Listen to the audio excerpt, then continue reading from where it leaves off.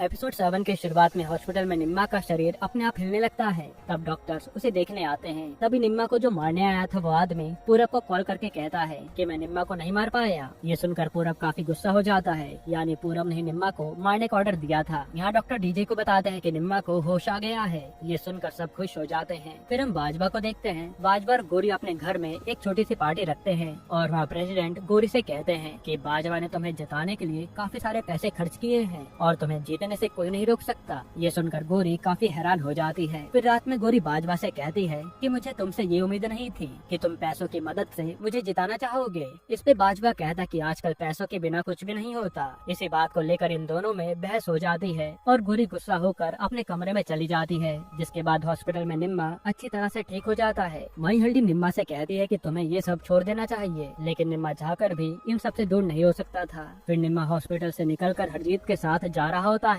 तब हरजीत निम्मा से कहता है कि हमें तुम्हारी कार में एक ट्रैकर लगा हुआ मिला था, इसलिए तुम्हें पुलिस से सावधान रहना होगा। ये सुनते निम्मा समझ जाता है कि जरूर पुलिस ने उसके घर में भी ट्रैकर लगाया होगा। इसी वजह से निम्मा अपने घर के सारे टीवी तोड़ देता है। इसके बाद जब निम्मा और डीजे कार से कहीं जा रहे होते हैं तो डीजे निम्मा से कहता है कि तुम्हें हरलीन की भलाई के लिए ये ड्रग्स का काम छोड़ देना चाहिए। इस पे निम्मा गुस्से में कहता है कि आज से पहले मेरी कोई औकात नहीं थी, लेकिन इस काम ने मुझे बहुत पैसा दिया है और मैं ये काम कभी नहीं छोड़ूंगा। तब डीजे निम्मा की ऐसी बातें सुनकर गुस्से में उतर कर वहाँ से चला जाता है। इसके बाद हरलीन डीजे से कहती है कि हमें निम्मा को सही राह पर लाना होगा, वरना उसकी जान को खतरा हो सकता है। हालांकि डीजे तो समझ गया था कि निम्मा नहीं सुधरने वाला। फिर अगले दिन पाटिल निम्मा को बता देता है कि तुम्हें मारने की सुपारी पूरब ने दी थी। ये सुनकर निम्मा गुस्से में पूरब को मारने चला जाता है। फिर निम्मा वहाँ पूरब से गन तान कर पूछता है कि आखिर तुम मुझे मारना क्यों चाहते हो। इस पे पूरब घबराते हुए कहता है कि मैंने तुमसे सिर्फ अपने भाई का बदला लेने के लिए ये सब किया था। तब निम्मा गुस्से में पूरब को जान से मार डालता है। इधर जेल में सरब कुछ कैदियों के साथ लड़ाई करने लगता है, जिसमें वो काफी घायल हो जाता है और ऑफिसर सरब को जल्दी से